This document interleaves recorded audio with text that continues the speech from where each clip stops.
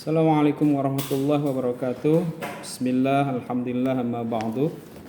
Anak-anak sekalian, alhamdulillah pada kesempatan kali ini kita berjumpa kembali dalam pembelajaran bahasa Sunda di kelas 4A dan kelas 4B.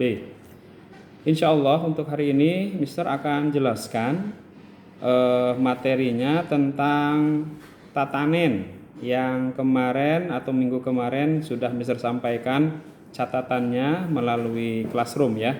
Sekarang Mister jelaskan supaya kalian tidak bingung apa banyak istilah-istilah dalam tatanen mungkin yang kalian tidak atau kurang begitu memahami ya. Insya Allah Mister jelaskan hari ini.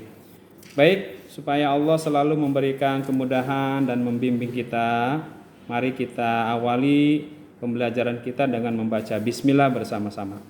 Bismillahirrahmanirrahim.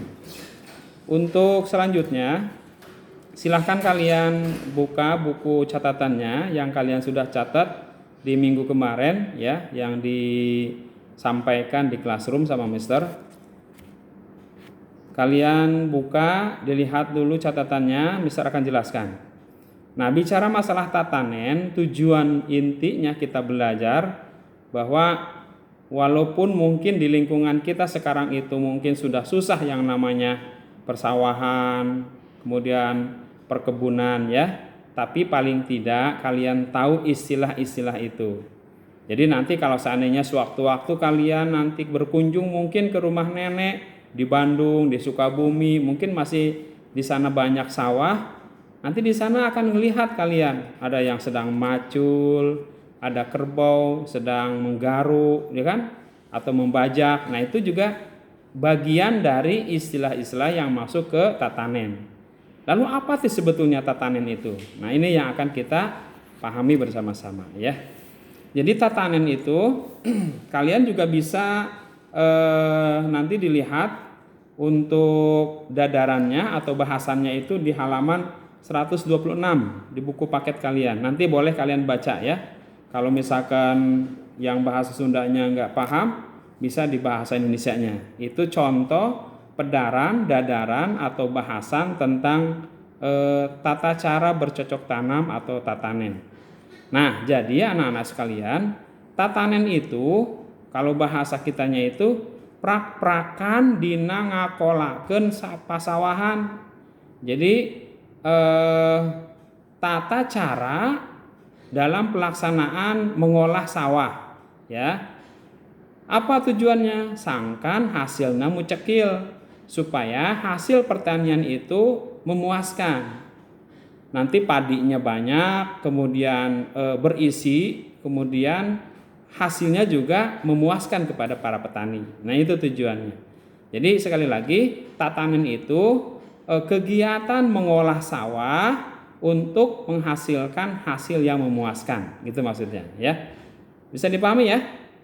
Nah, yang harus kalian pelajari di sini, yang harus kalian pahami itu istilah-istilahnya yang ada dalam tatanen itu. Apa? Pertama, untuk melaksanakan tatanen itu biasanya ada pembibitan terlebih dahulu atau bahasa Sundanya itu ngabibitan. Jadi ada pembibitan dulu.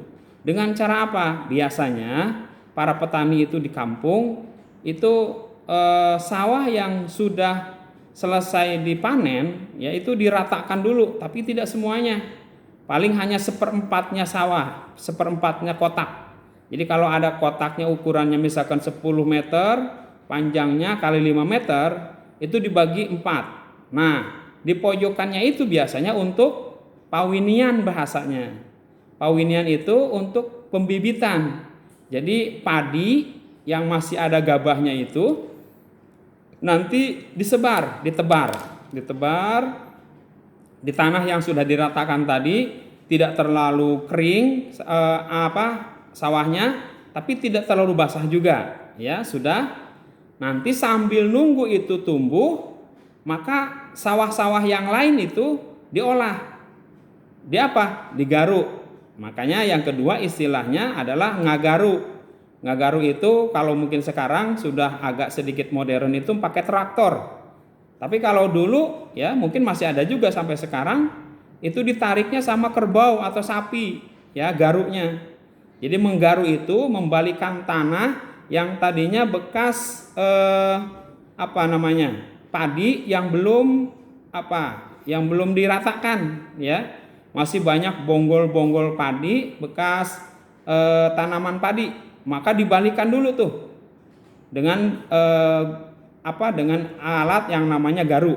Itu istilahnya kegiatannya ngagaru, ya. Nah, ada yang menggaru, nanti setelahnya dibalikan kan pada kasar tuh, ya, tanahnya pada berlobang gitu kan, pada ada yang ke atas. Nah, maka diratakan dengan cara memacul, dipacul. Maka macul dengan menggunakan alatnya pacul. Jadi sambil menggaru, ada yang membalikan tanah, ada yang meratakan pakai pacul di belakangnya biasanya, ya. Nah, setelahnya digaru agak rata, baru diratakan lagi, namanya ngangler, diangler. Nah, ketika ngangler ini lebih enak nih biasanya. Anak-anak desa itu kalau sudah ngangler itu pada suka dia mengikuti bapaknya ke sawah. Naik angler, enak tuh, ditarik sama kerbau, naik dia di atasnya ngangler. Terus itu beda, kalau garu itu ada tajam tuh, agak ada ininya. Kalau angler itu hanya papan aja, ditarik sama kerbau, meratakan tanahnya, diratakan.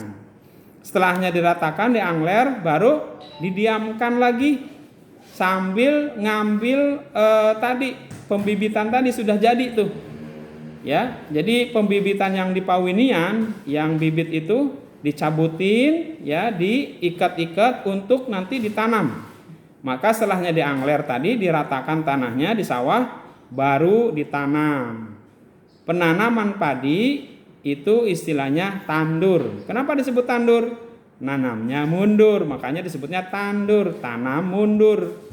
Ya, mungkin kalian pernah kita praktek dulu ya, ketika kita field trip, ya.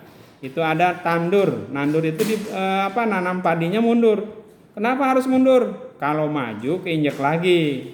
Tanaman yang sudah ditanam pasti keinjek lagi kalau maju. Makanya mundur, disebutnya tandur.